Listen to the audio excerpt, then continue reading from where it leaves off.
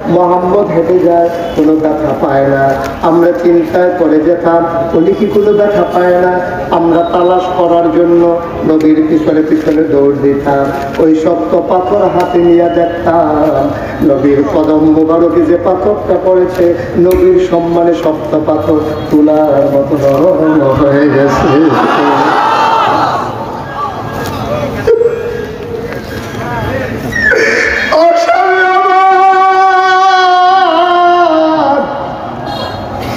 আমি আমার গোলামকে জিজ্ঞেস করেছিলাম এই মানুষটা কেমন মানুষ। গোলাম আমাকে বলেছে প্রচন্ড রোদের ভিতর দিয়া যখন মানুষের মাথা ফেটে যাওয়ার মতো অবস্থা, রোদের ভিতরে কেউ বের হয়ে যায় না, আপনি নাকি ওই রাস্তা দিয়ে হেঁটে গেছেন। আমি বললাম কেমন করে হেঁটে গেল, ছাতি পাইল কই? ওনার ছাতি লাগে না, মাওলা তার ছাতির ব্যবস্থা করেছে। আকাশের একটা মেঘের টুকরা উনি যেদিকে যায়, মেঘের টুকরাও সেদিকে যায়। সেই দিন আমি বুঝেছি আপনি সাধারণ কোনো মানুষ না, নিশ্চয়ই আপনার একটা ঘোষণা আসবে।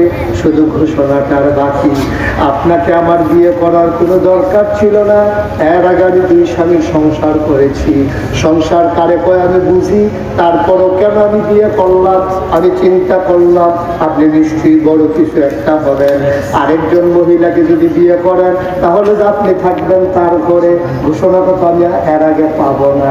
এই জন্য বিয়ে করে ঘরে নিয়ে এসেছি, সবার আগে যেন জানতে পারি। সুবহানাল্লাহ। আমার বিয়ে করার দরকার ছিল না নবী, শুধু কাছে থাকার জন্য। আপনারা যেন 24 ঘন্টা কাছে পাই, সবার আগে যেন খবরটা পাই, এই জন্য আপনাকে আমি বিয়ে করেছিলাম। আমার স্বপ্ন পূরণ হয়েছে, ঘোষণা চলে আসছে আপনি নবী। এই আমার স্বীকৃতি নিয়ে যান, আমি আপনার প্রথম উম্মত। বলেন সুবহানাল্লাহ। আমাদের স্ত্রী আছে, আমরা তো বিয়ে করছি। আজকে মাহফিলের পরে যারা এখানে আছেন সবাই স্ত্রীকে গিয়া বলবেন নাগেশের হুজুরে কইছে অলি অলি অলি। বউরে গিয়ে আপনি কইবেন যে নাগেশের হুজুরে কইছে আমি দিলে অলি। দেখবেন এদিকে কি কারবার থাকুন, এদিকে এমন আছে স্যারটা খাইয়া মারাও দেখতে পারে অলি। দিদির গন্ধ লগে দিয়ে আগুন যায় না অলি।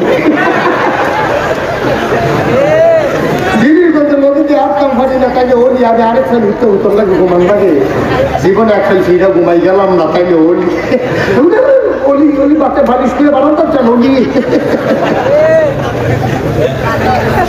আপনার ওয়াইফ আপনার অলি মানে না, ঠিক কিনা কয়? আর আল্লাহর নবী 25-15টা বছর সংসার করার পরে নবীর ইনসান আউট, ভিতর এবং বাহির, প্রকাশ্য গোপন, কোনো কিছু নবীর কাছে গোপন নাই। এরপরেও খাদিজার কাছেও গোপন নাই। সব যাইলা শুইলা দেখা বুইজা সইলা ফিরা, এক লগে থাকতে এক লগে খাইয়া লগে লগে স্বীকৃতি দিছে আপনার নবী। 50 বছর সংসার করলেন, আপনার বই আপনার অলি মানে না। আপনার যত এখন অলি এদিকে কখন রেগুলার হন, কখন করলাম মনটা চাষ খারাপ আছে হন, এদিকে আপনার অলি বিল্লা ফাঁকটাকে দিতে চায় না। আর নবীজিরে 15 বছর সংসার করার পরে নবীজির স্ত্রী কয় আপনি অবশ্যই নবী। আছে নাকি নাই? আপনার তো মানে না, তো আপনার ওয়াইফে আপনার ওর এগুলো তো মানে না, মান বলে খাচ্ছে খারাপ, তো খাচ্ছে খারাপ। এবার আইনের তো গরু নিয়ে নাম চলেছে, গরুয়ে দৌড় দিচ্ছে, তো গরু আরো দৌড়িয়ে ছাড়ে দিল্লিতে সরে এখানে দৌড়ে বই রয়েছে কি তখন থেকে গরুর গরিব বই রয়েছে। আর গরু তো দূরে দূরে দিয়ে গরুর মধ্যে করা পারে, এই দড়ি দৌড়ে দিয়ে হাত সান খাইয়া বই আডু বাডু এটা এসে করে লুঙ্গি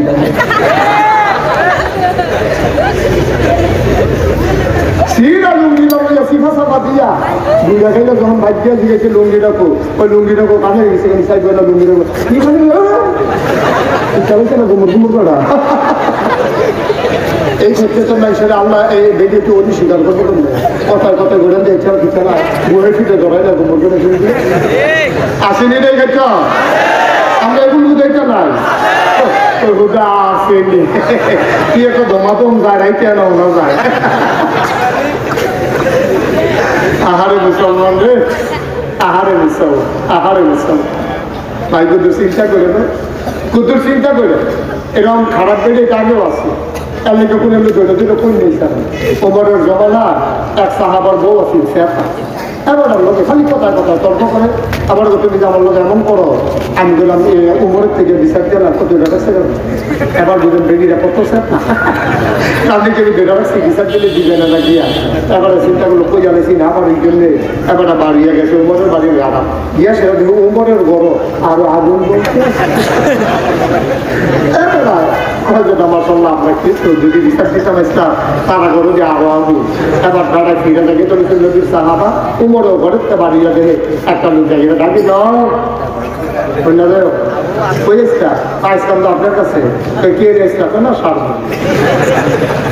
কি সারবো কোনো বুঝেছে আমরা আপনার একটা ভালো আছি বা সঙ্গে কি চাইছে কে রেসলে করতে পারবো না।